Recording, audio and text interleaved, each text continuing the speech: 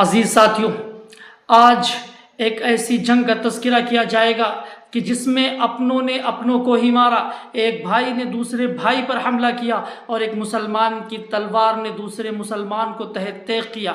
یہ دراصل حضرت علی اور حضرت امیر معاویہ رضی اللہ تعالی عنہ کے درمیان صفین کے مقام پر لڑی جانے والی وہ خطرناک جنگ ہے کہ جس کی رداد کو سن کر اچھے اچھے لوگوں کے رونگٹے کھڑے ہو جاتے ہیں۔ کہا جاتا ہے کہ یہ جنگ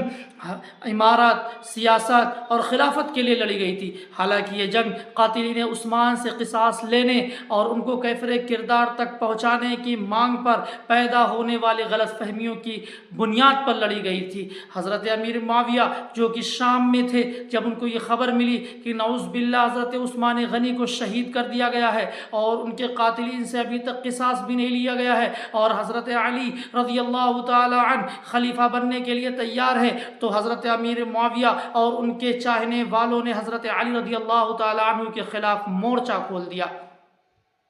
اور کہا کہ حضرت عثمان غنی کو ابھی شہید کیا گیا ہے اور ان کے قاتلوں سے ابھی تک قصاص تک نہیں لیا گیا ہے اور تم خلیفہ بننے کے لیے تیار ہو، ہم تمہارے اس خلافت کو تسلیم نہیں کریں گے۔ حضرت علی رضی اللہ تعالیٰ عنہ نے فرمایا ابھی میں خلیفہ بنا نہیں ہوں، اس لیے قاتلین عثمان سے قصاص لینے کا مطالبہ مجھ سے کرنا بیجا اور بیکار ہے۔ جب میں خلیفہ بن جاؤں گا میری خلافت مضبوط ہو جائے گی اور اس وقت اگر میں قاتلین عثمان سے قصاص نہیں لوں گا تو میں مجرم ہوں گا، مجھے موقع دیجئے۔ اس وقت بلوائی اور قاتلین مسلمانوں کے درمیان میں گھسے ہوئے ہیں، ان کو نکالنا، ان کو ڈھونڈنا ایک خطرناک اور مشکل کام ہے۔ ایسی صورت کے اندر یہ بلوائی اور قاتلین پورے عالم اسلام میں بغاوت برپا کروا سکتے ہیں۔ ایسی صورت میں معاملہ مسلمانوں کے ہاتھ سے نکل جائے گا۔ پہلے مجھے خلیفہ بن جانے دیجئے اور میری خلافت کو تھوڑی سی مضبوط ہو جانے دیجئے، اس کے بعد میں قاتلین عثمان سے چن چن کر بدلہ لوں گا۔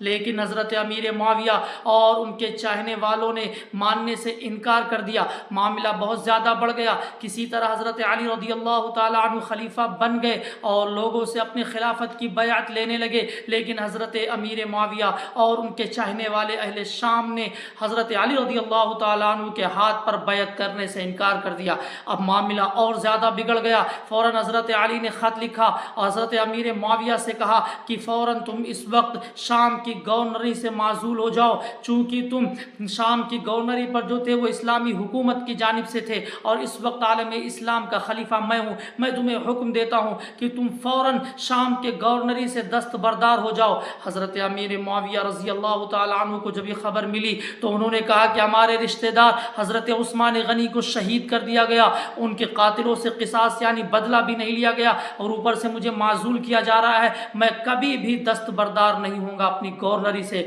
اب معاملہ اور زیادہ پیچیدہ ہو گیا اور زیادہ معاملہ سنگین ہو گیا، اس لیے کہ اس وقت خلیفہ وقت کی حکم عدولی کی گئی تھی۔ امیر المؤمنین کے بات کو ماننے سے انکار کر دیا گیا تھا۔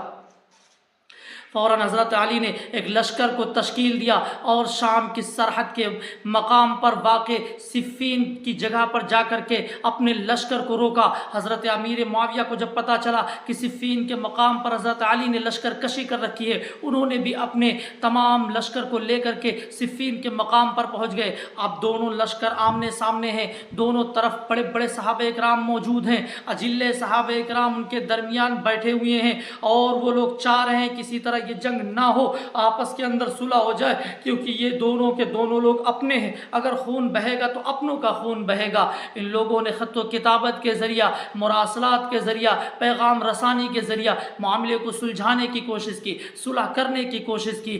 ایک حد تک یہ لوگ کامیاب بھی رہے، لیکن لشکر کے اندر بیٹھے ہوئے موجود خبیث غداروں، منافقوں اور قاتلوں نے ان کے تمام کوششوں پر پانی پھیر دیا۔ ان خبیثوں نے سوچا کہ اگر ان لوگوں کے درمیان میں صلح ہو جائے گی تو ہم لوگ بے موت مارے جائیں گے، ہم لوگوں نے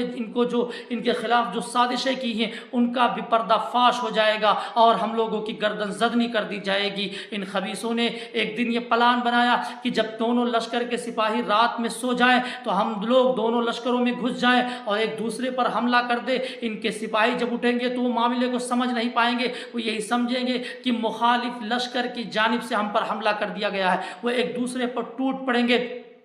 اور اس طرح ایک خطرناک جنگ شروع ہو جائے گی، مسلمان آپس میں ہی لڑ کر کٹ کر مر جائیں گے، ہم لوگ اپنے مقصد میں کامیاب ہو جائیں گے اور